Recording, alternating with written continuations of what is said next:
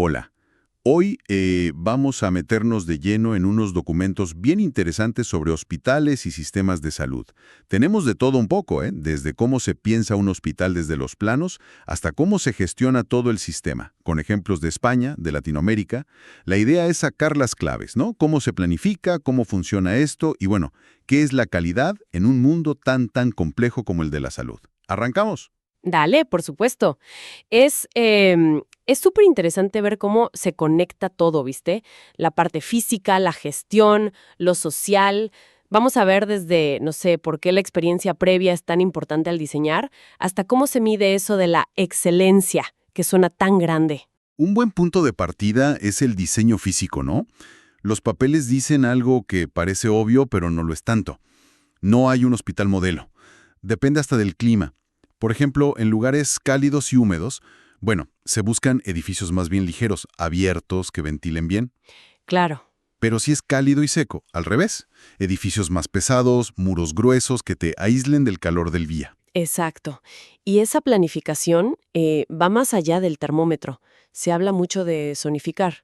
O sea, los servicios que tienen más contacto con la gente, como las consultas externas, las urgencias, pues cerca de la entrada principal. Lógico. Después vienen los de diagnóstico, ¿no? Radiología, laboratorios.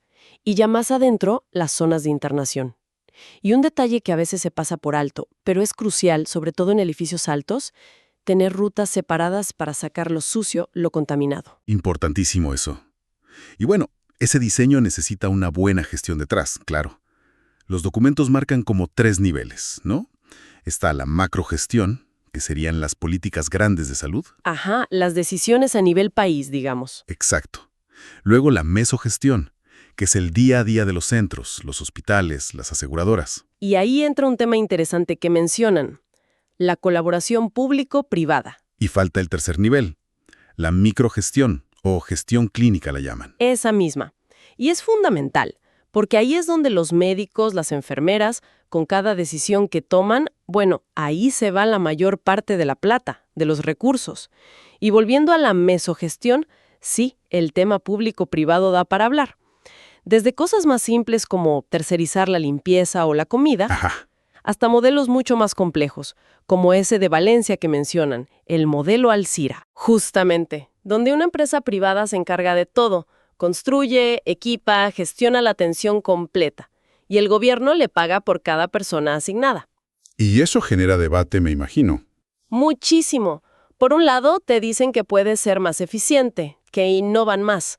Por otro, surgen dudas, ¿no?, sobre la equidad, si todos acceden igual o si por ahorrar costos se toca la calidad. Las fuentes muestran esa tensión, no dan una única respuesta. Otro tema que aparece mucho es la calidad. Y me llamó la atención que no hablan solo de lo técnico, hacen mucho hincapié en la calidad percibida. O sea, no solo que las cosas funcionen, sino cómo lo vive el paciente, si cumple sus expectativas. Buen punto. Y lo desglosan en varias dimensiones, ¿viste? Están los elementos tangibles, las instalaciones, obvio, pero también la fiabilidad, que el servicio cumpla lo que promete, la capacidad de respuesta, la empatía del personal y algo clave, la seguridad, que no es solo no cometer errores, sino la sensación de profesionalidad, de confianza que transmiten. Eso es importantísimo, sentirse seguro. Totalmente. A veces pesa más eso que tener el hospital más lujoso. Y para ir un paso más allá de la calidad, mencionan el modelo EFQM para buscar la excelencia. ¿Cómo funciona eso más o menos? A ver, el EFQM es como un marco europeo para que las organizaciones se autoevalúen y mejoren siempre. Te obliga a mirarte bien. Analiza lo que la organización hace, su liderazgo, su estrategia, cómo gestiona el personal, los recursos. Eso lo llaman agentes facilitadores. Ajá. Y por otro lado, mide lo que logra, los resultados, para los clientes, para el personal, para la sociedad en general.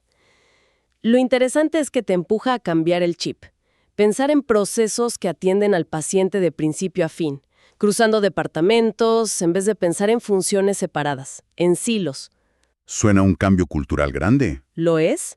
Necesita que la dirección esté muy convencida, no es solo papeleo. Y si miramos contextos concretos, En España, por ejemplo, los documentos señalan que el COVID-19 mostró, varias debilidades. Problemas de coordinación, falta de recursos en algunos puntos. Sí, aunque curiosamente la gente valoró más la sanidad pública justo después, ¿no? Una paradoja. Otra paradoja que mencionan. España es muy buena captando fondos europeos para investigar en salud, pero después no se traduce tanto en patentes como en otros países vecinos. Es llamativo, sí. Y si cruzamos el charco a Latinoamérica, lo que resalta es la diversidad. Es enorme. Tenés países donde casi todo es público, como Bolivia o Ecuador, más del 80% de los establecimientos, y otros como República Dominicana, donde la mayoría es privada, menos del 20% público. ¿Qué diferencia? Y en recursos también, camas por habitante, médicos. Bolivia y Ecuador, por ejemplo, están por debajo del promedio regional en esos indicadores. Colombia es un caso interesante. Mucha participación privada en asegurar y dar servicios, pero la plata grande, la financiación, sigue viniendo mayormente del sector público. Y mencionaste antes algo sobre los determinantes sociales. Ah, sí. Es que en todos estos contextos influyen muchísimo factores que están fuera del hospital o del centro de salud. Hablamos de la educación de la gente, sus ingresos, dónde viven, si tienen agua potable. Todo eso condiciona la salud mucho antes de que necesiten ir al médico. Y afecta la equidad del sistema, claro. Entonces, resumiendo un poco todo esto, planificar un hospital es mucho más que poner ladrillos. Es adaptar al clima, pensar en cómo se mueve la gente, los materiales. Totalmente. Y la gestión es un ecosistema, ¿no? Con niveles distintos, con esa tensión constante entre lo público y lo privado.